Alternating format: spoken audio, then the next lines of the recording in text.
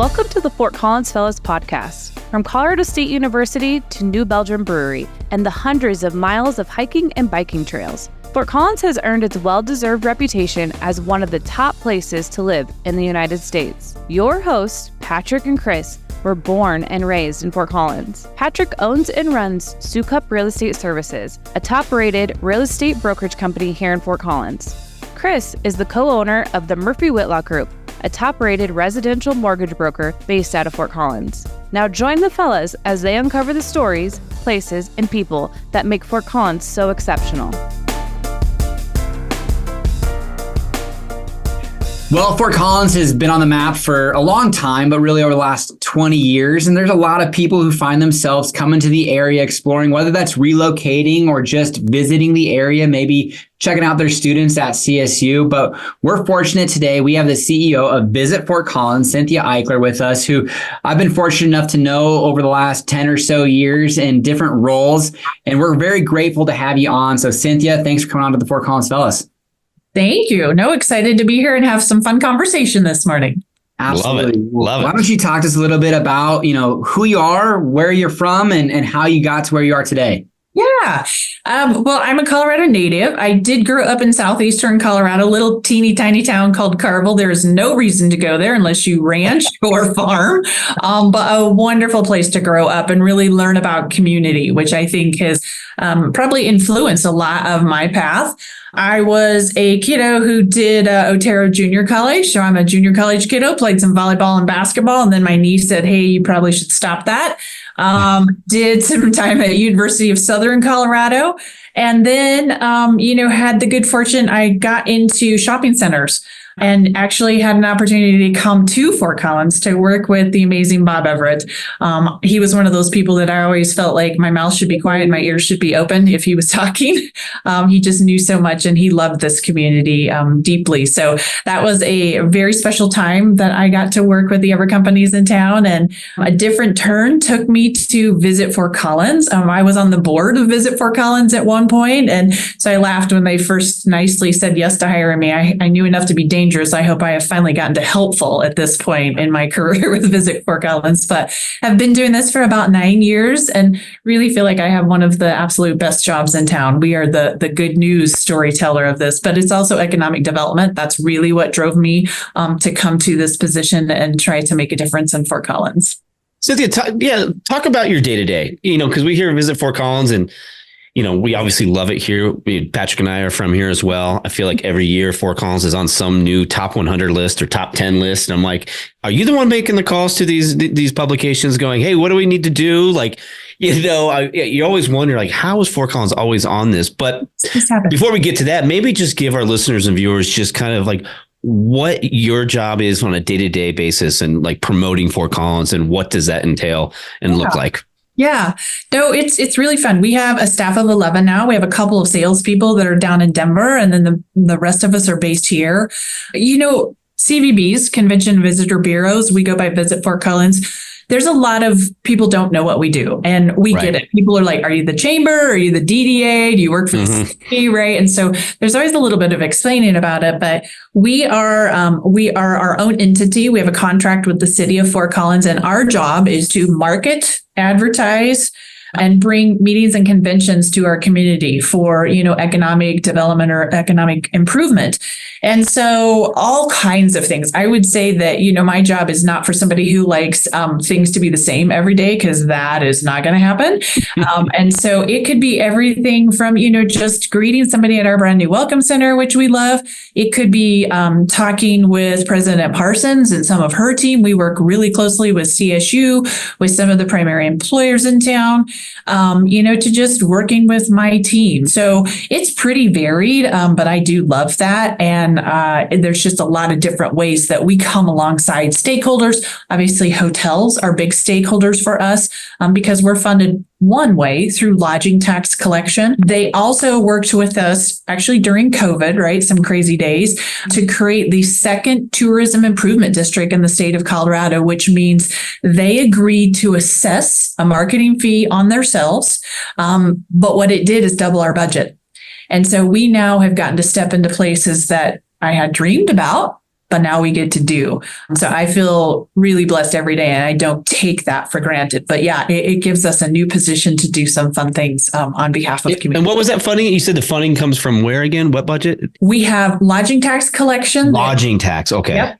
Comes into the city. It's 3%. And this is kind of a fun fact too, is that we get 70% of the 3% or the 3%, 30% of that collected supports arts and culture in town.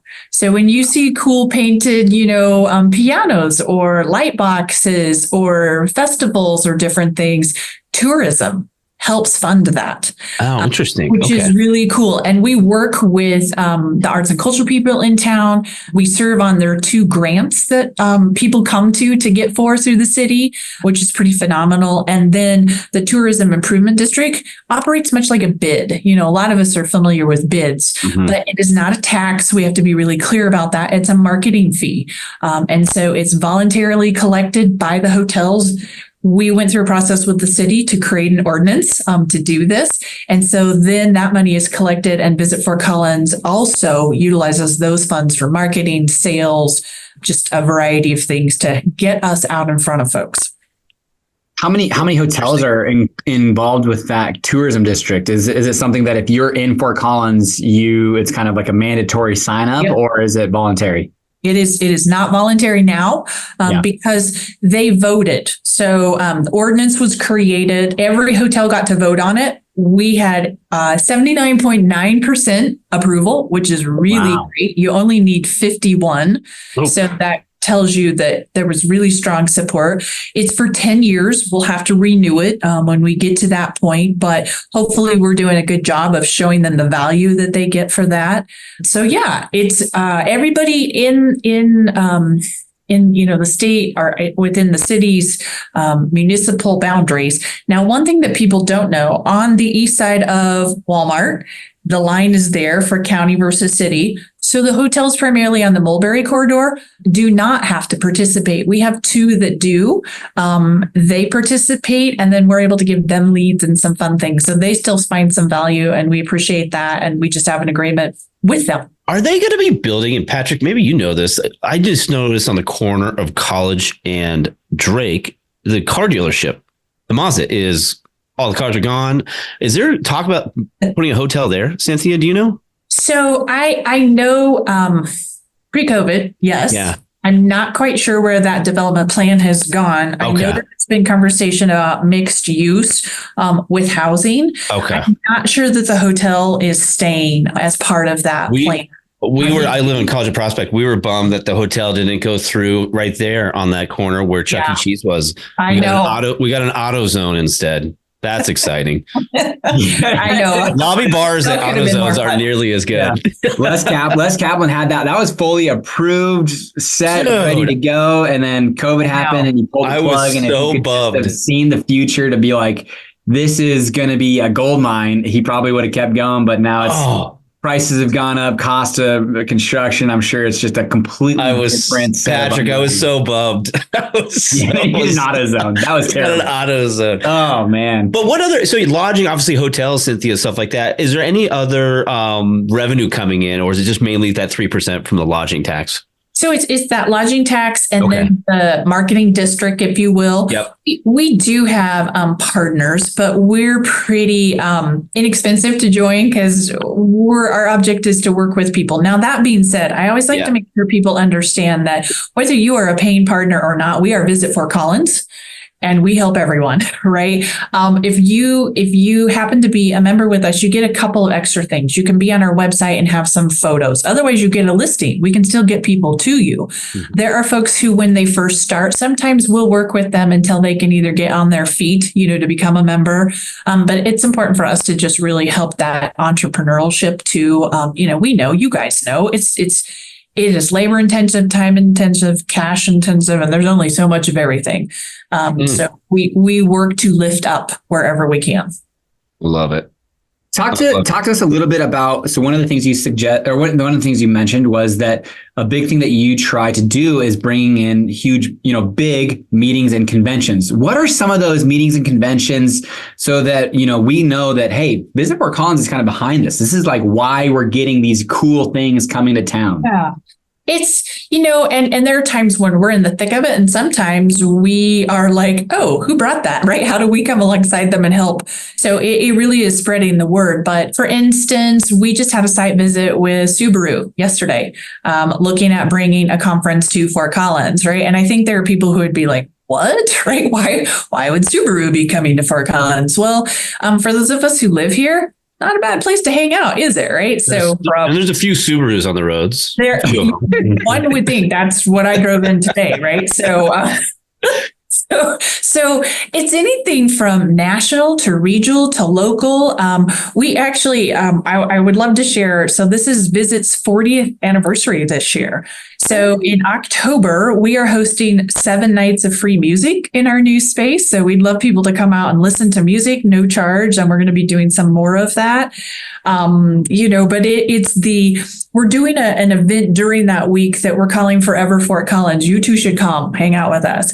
And it's reminding folks that when we bring people to Fort Collins for a meeting or a conference, that economic impact is real, right? So all of us travel to go to association kind of things or meetings.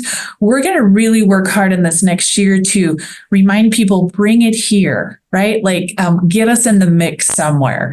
T-Swift, baby. T-Swift. There we go. There we go. I might have to share that with my Visit Denver friends, but there you go. we can do some day spokes, right? And sometimes we're doing that too, right? If we know there's a cool event in Denver, but we think that we have an audience or an experience that we could deliver to those folks, we get them over here for a day trip or an overnight or a something.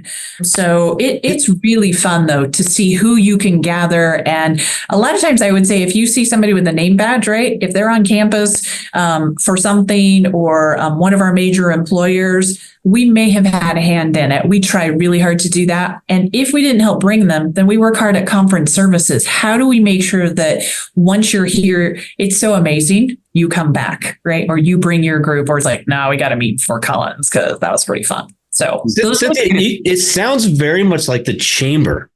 Like when we talked to Ann, Patrick and I, was a couple of years ago, we interviewed Ann for the first time, and it was amazing to hear her talk about how she's bringing businesses, like was it Hewlett Packard? There was or Anheuser-Busch, I think was one that the chamber. Hearing your story about the Subaru conference seems very chamber-esque. Do you work with the chamber on these? Or are you guys kind of out there doing your own thing and then reporting back to Jenny Arndt or the mayor going, hey, we got Subaru wants to do this conference. We just got them in. Like, how does that work? Or you guys have free range to do whatever you want when it comes to things like that? Yeah, no, it's a great question. And again, it goes back to, there's kind of the swim lanes and sometimes we splash over into each other's. Gotcha. We really work closely with DDA friends, with chamber friends, because sometimes their organization is the right one to do a particular whatever it is, right? Yep. So sometimes, like for instance, Showdown's coming up this weekend, right? We produced a commercial. We're going to be on CBS for the first time as Visit. We've bought 6 national markets. We figure if folks are going to watch, we'd like them to think about coming and hanging out with us a little bit. Chamber friends have put a little money into that. Economic development friends have put a little money in that. Then we're customizing that commercial and they're going to start using it. So those are spaces where we can complement and hand the baton back and forth. We're still doing our own things too, but wherever we think we should be linked, we definitely try to do that. Oh, that's really cool. So maybe to get a little political, because I love watching city council, and it's interesting, right? Because obviously the business and economics of a city is vital to its survival and, vitality. But there's definitely city council members that are not a no growth, but they're very concerned about business coming in here, more people, they're concerned about, housing costs. And I'm like, man, that's going to sort itself out. But I think high paying jobs, employers are absolutely important. And, we do that by way of showing them this wonderful community of ours. Right. I think that we're just cognizant of kind of all the pieces of that, Patrick, and we get it too. We've all been here for quite some time. So I have sometimes people and I got to see this really firsthand during the COVID timeframes when I would work one day a week in the Welcome Center, right? Because we had to get pretty skinny during that time. So it was a fun opportunity to be one-on-one with folks coming into the Welcome Center. What were they interested? Why were they here? During that time, it was a lot of relocation conversation as people were trying to figure out where they wanted to be and why and all of that.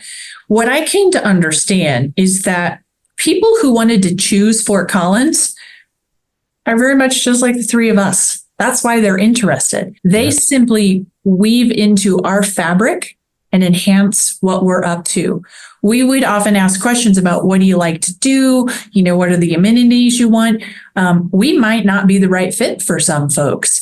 And I feel like our gift was to ask good questions and make sure if in Colorado, the better place for them was Colorado Springs or Boulder or Golden or wherever the heck it is, I wanted to get them there. If Fort Collins is the right place, then I want to get you here.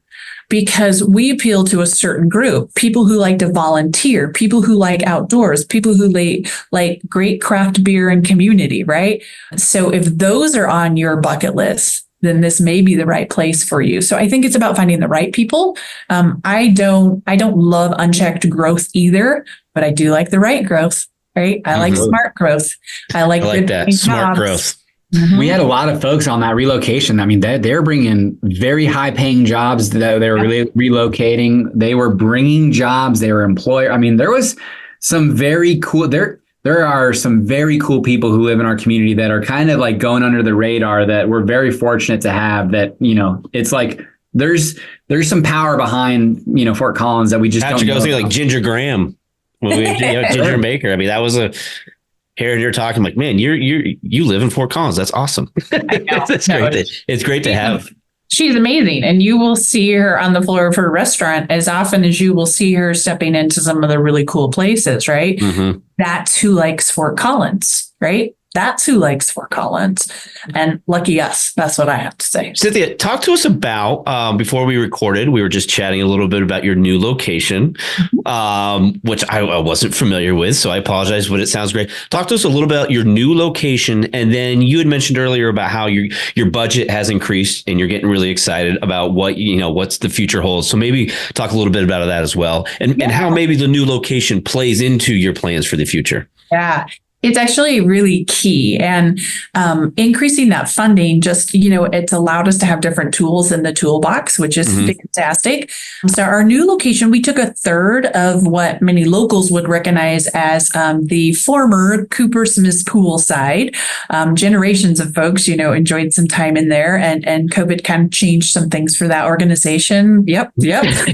So, I've played pool in there a few times. My kiddos were in high school. That was a safe place to go, do some fun things. So, we worked, with our friends at Old Town Square Properties and worked through devising that building, which Patrick knows is not typical, for some of the things with our downtown partners. But I could see a way forward to use a component of it. I didn't need a kitchen, although I'll be honest, we looked at it. And could we work with somebody and do a taste of Fort Collins? We looked at it. I couldn't quite figure out how to pay for that part, but we figured out how to pay for about 3,000 square feet and combine both of our welcome centers. We had one on Prospect that's a state welcome center, and we had our downtown one, and we got all the partners together, and it's now in one location. We're working with CDOT and the Colorado Tourism Office to get those highway signs freshened, so we bring people right downtown. That's another win, right? Get them off the highway, get them here. So we're excited about that. But this is designed to be, my pitch is, it's visitor center by day in many ways and community venue by night. So we're programming music. We're working with stakeholders. We've already had a handful of cool things. Ram Talks has gotten launched. It's TED Talks. Amazing folks from on campus at CSU coming downtown into the heart of the community to share what they're doing.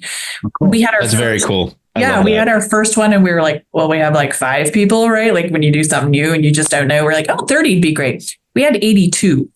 Whoa, that's awesome. 82. So next week, We're having another one. It's the gentleman who figured out that elephants have names for each other and they talk.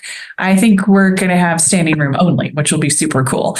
But it's that kind of thing. So how do we help enhance the community and visitors, right? If you're at a hotel and you realize that's what's going on and you can come into a community and have an authentic experience right alongside your residents, that's completely different, right? Mm-hmm. And it's good for residents and it's good for visitors. So really excited about that. But yes, we want people to know what it is. We have an outdoor patio. We have 2 spaces that make one and we can be flexible. So super excited about that, but really trying to make a difference. We have like 30 pieces of, information. At the Prospect location, we probably had over 600 pieces of paper. Oh, wow. That Prospect one, that's the one over by I-25, Cynthia? Yep. Is that right? Yep. Yep. Exactly what I'm talking about. Okay. We don't use paper in the same way, do we? So we figured out what were the key ones. We have a few more of back stock so we can pull them out. We also can pull stuff up on our 84-inch screen TVs and show somebody, or our iPads, or create an itinerary and send them out the door, whether it be for Fort Collins, Northern Colorado, or throughout the state. So it's a neat venue.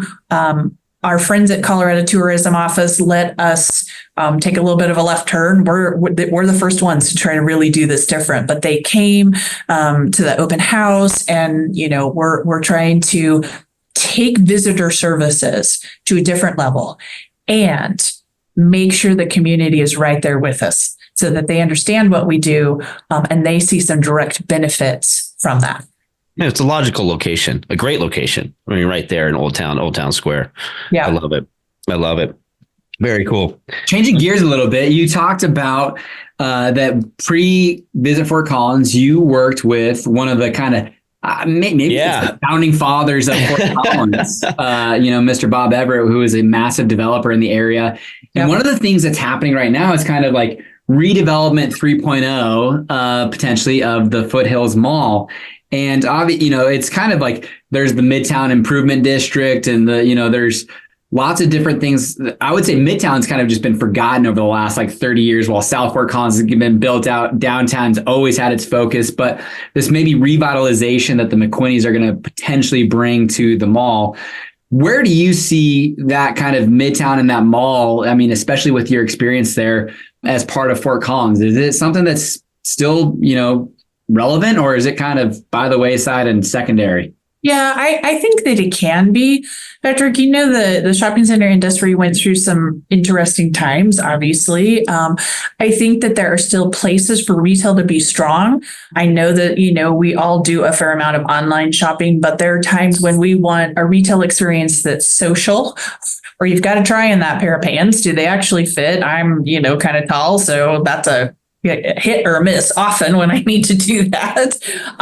So I do think there's room for that. And I actually think for Fort Collins, and I think most communities, there's still a little bit of a hunger for that gathering space. One thing that has worked really well for Foothills is the lawn and the food and the entertainment. And so while it is not downtown, it's complementary, right? And Patrick, you live south, I live south. There are times that I don't want to make the 20-minute drive and I have to laugh at myself. I'm like, oh yeah, 20 minutes, that's really rough.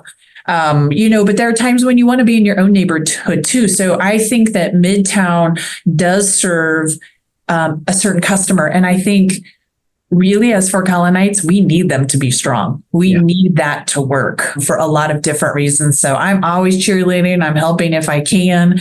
I'm respectful because that's my past and not my future. But if I can help, I want to, and sometimes I'll answer questions, or if I know somebody that I need to get introduced to those guys, then I do, because it might be the right place for them versus downtown or further south. So I'm hopeful. I was actually excited that the McQuinneys purchased it because I think much like the Everetts, these are folks who do understand local, and yet they can also function really well on a bigger stage and have relationships in a broader base that could help all of us. So fingers crossed. We had Clyde Wood on, who was brought in to help with that. And I know Clyde's dad, Small World Story from years ago, but yeah, it was interesting. Seeing the new drawings, almost removing a lot of square footage that was just never used, and almost like an open concept. Like the ideas and the drawings have been pretty cool, Yeah. It's just a matter of getting it done.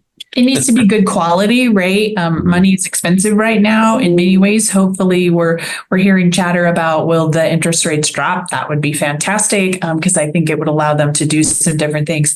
And because you mentioned Clyde's on my board. Hey, so I love Clyde. We have some time with Clyde, and I always appreciate his perspective also. Oh, that's great. It's funny you said that, Patrick, because I was curious. I was like, man, I grew up here, graduated high school in 99, and I was researching you, Cynthia. I'm like, you were the general manager of the Foothills Mall from like 17 years? It was a little while. Yes, sir. I was probably a little a delinquent running around the food court, just making the trouble. So we lived in that food court when I was a kid growing up. 100%, right?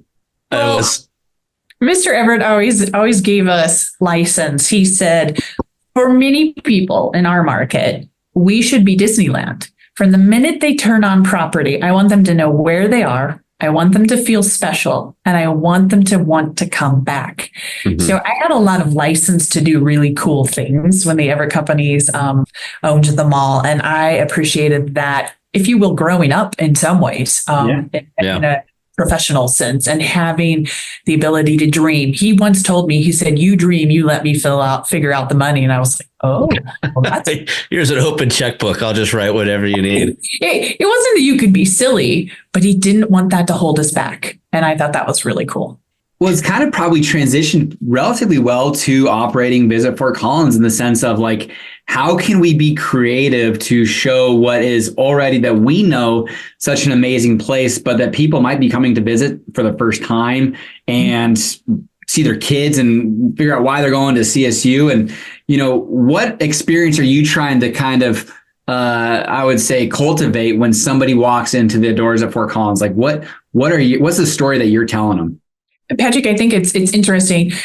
We actually don't tell them a story. We ask them, right? Yeah. Because we can tell them what we think is cool, but that might not be what they're looking for. So if we can hear what they're looking for, then we can connect them to it if we have it. And while we know, we always hear beer, bikes, and bands, that's a piece of who we are, but there's so much more.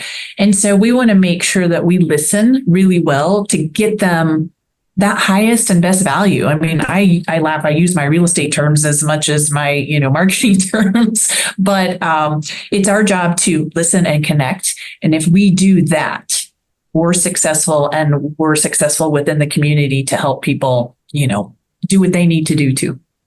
How often are you, hearing you talk, Cynthia, it sounds like, you're almost, the liaison to the outside world, to Fort Collins. Like, are you getting people like calling your office? Patrick's got a YouTube channel that he started 4 or 5 years ago now. And I mean, when people look to move to Fort Collins, they'll call Patrick. They'll see him on his YouTube channel and they're like, hey, we want to learn more. Do you get those same phone calls that come in and go, hey, tell us about your town? Or you ask those questions, like you said? Yeah. We'll get them at the Welcome Center, and so team is trained to be able to handle that. If it's media, you mentioned, how are we in all of those headlines? Yeah. We are often, for instance, in September, we have 7 different journalist groups in town this month. It can be what publications? Are you allowed to say? I can't say just yet, but it's interesting. Well, for instance, I think this was in July. We had a gentleman who wanted to come do a story, and I apologize, I'm not remembering his name, but he wanted to do a story on bourbon in Fort Collins. And so while we did that, we did a little research on him as well. And we found out that he likes really cool watches. Well, amazingly enough, we ended up at Vortec Watches. And before he left town, there was a story. That ain't a Vortec watch. Put that away. It's a Technomarine. Sorry, that's a Vortex. This is Vortex, baby. I tried. I get it fixed at a local watch dealer. That's all you know. And it goes. Well, that publication, gentlemen, was Forbes. Really? Forbes. You want to go look at Vortec Watches and see what he wrote about us? It's in Forbes. We don't care if they ever mention Visit Fort Collins. We do care what they say about Fort Collins and what they say about our guests or our businesses. So it's us connecting them with the right, piece of that. We could have just toasted them and went, cool, we're doing bourbon, but it's our job to also do some homework and see what else. So these journalists, they're reaching out to you guys saying, hey, we're coming to town. Yeah. We're going to do a story on XYZ. We'd like to learn about this. And we're like, cool, how can we help you? Right. And it's everything. You'll have folks who want a lot of interaction with us. Can you book our hotel? Where should we eat? All of those things. And then we have those who say, give me your top 10. And they're like, we don't care. Just give us your top 10. And we'll be here on these dates. And they don't want help. Right. So we honor whatever their desired trip is. We always let partners know if we have recommended them because we want them to be aware. We should all be like that every day, regardless, right? We should be ready for game on time. But if we know somebody's coming, I will say that we have 2 international groups right now. We hosted France earlier this week, and we hosted a gentleman and his son who are avid bicyclists. So they did mountain biking and they did trail riding, and then they go back home and they write a story about us, and we work to get them back to Colorado. And when you say France, what France is visiting? What does that mean? Like they're a publication from France? Yep. Yeah. Okay. And often, so it's sometimes we're hosting on our own because we do some international work, which again, I think people they're like, you do what? And we're like, yeah. And here's the top countries that we work with. We know who typically comes to Colorado. International travelers stay longer and they spend more.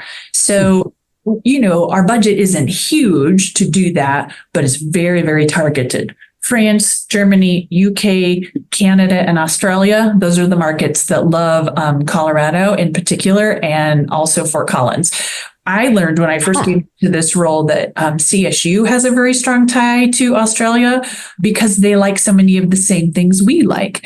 Outdoors, biking, great beer, community, CSU actually has quite a few Australian students. And so we work with CSU, right? Whether it's international guest or domestic guest to really work together. That's been a fun thing that since I've gotten here too. And I don't know that it's unique to me. I think that sometimes things just grow together.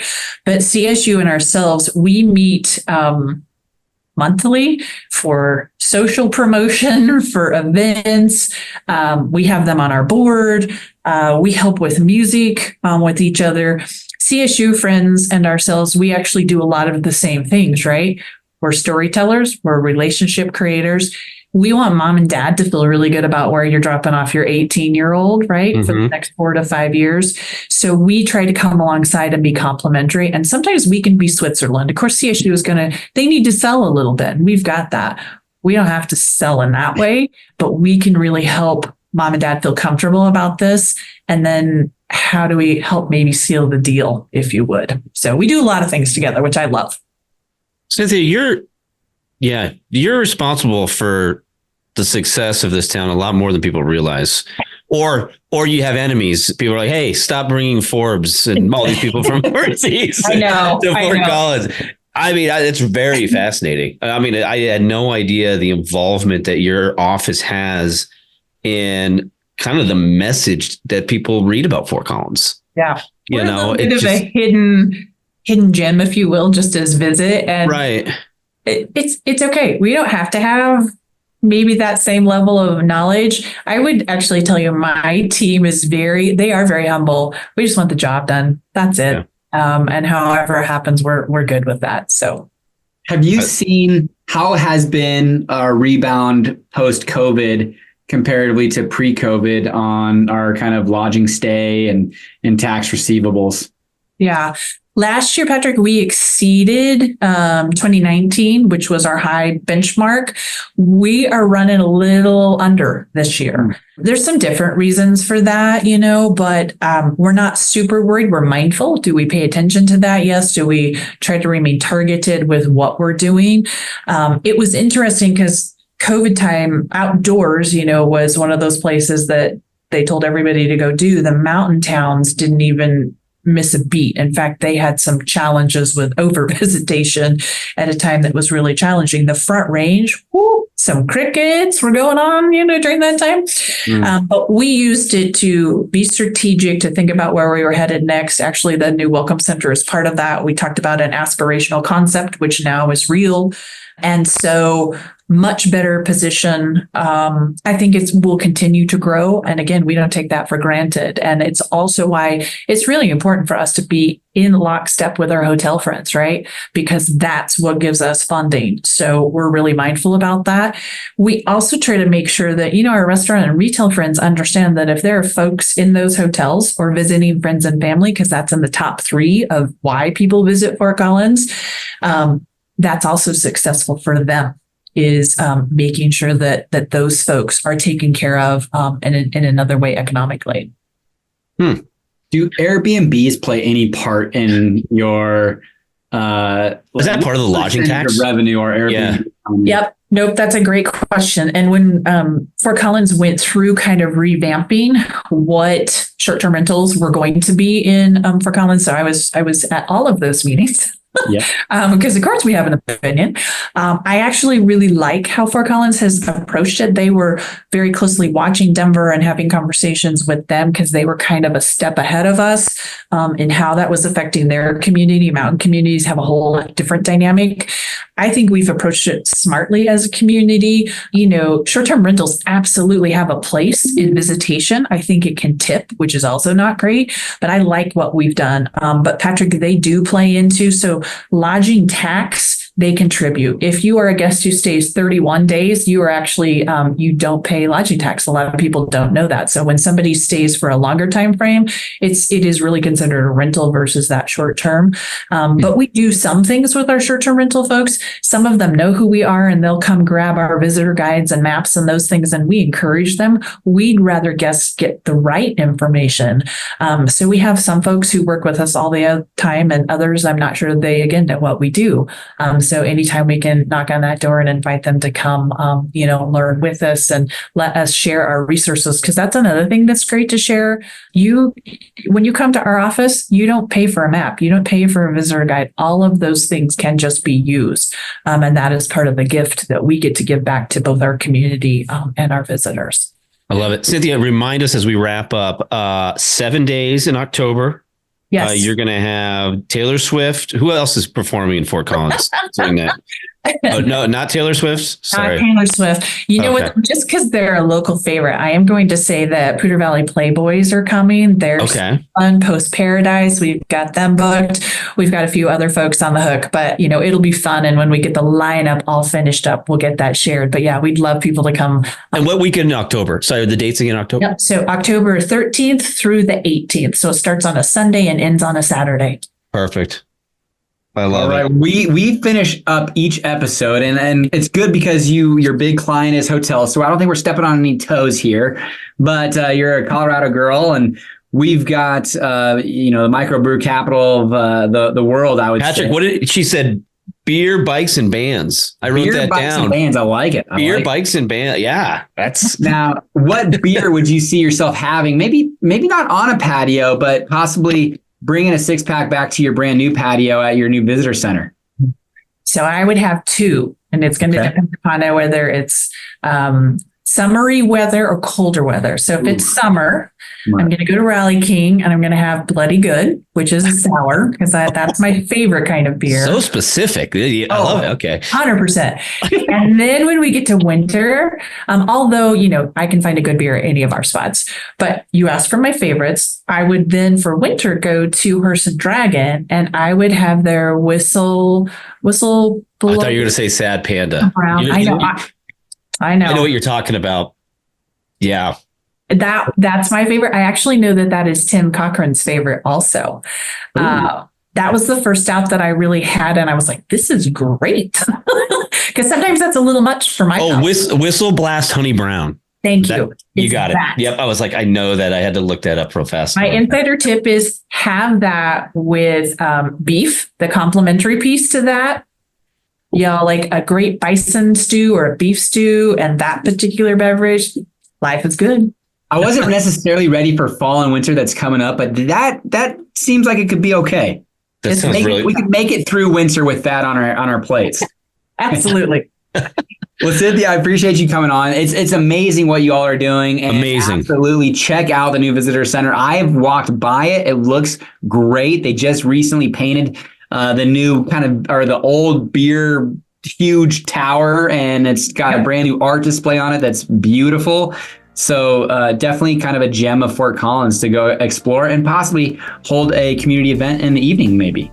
Absolutely. Absolutely. We'd love to have folks stop in, and we want to help them get connected. So you guys, thanks for the conversation today. It was really fun. Of course. Thank you, Cynthia. This was great. Appreciate it. Friends of the podcast, thank you so much as always for tuning in. We thank you so much for your support. And just so you know, my amazing co-host Patrick Soukup over there, he is the founder, started Soukup Real Estate. If you ever need any questions about buying or selling or just want a market report on your existing home, reach out to Patrick. His team is absolutely fantastic. Born and raised in Fort Collins. His information is right there on the page. Strongly recommend reaching out. And same for you, Chris. As if you guys are looking at buying or refinancing a home here in Northern Colorado, there's nobody better to reach out to than the Murphy Whitlock Group. And Chris Murphy is going to take incredible care of you. So do not hesitate to reach out, ask questions. He is in no rush, no hurry. So give him a chance. And I think he's going to do a great job for you. Thank you for watching.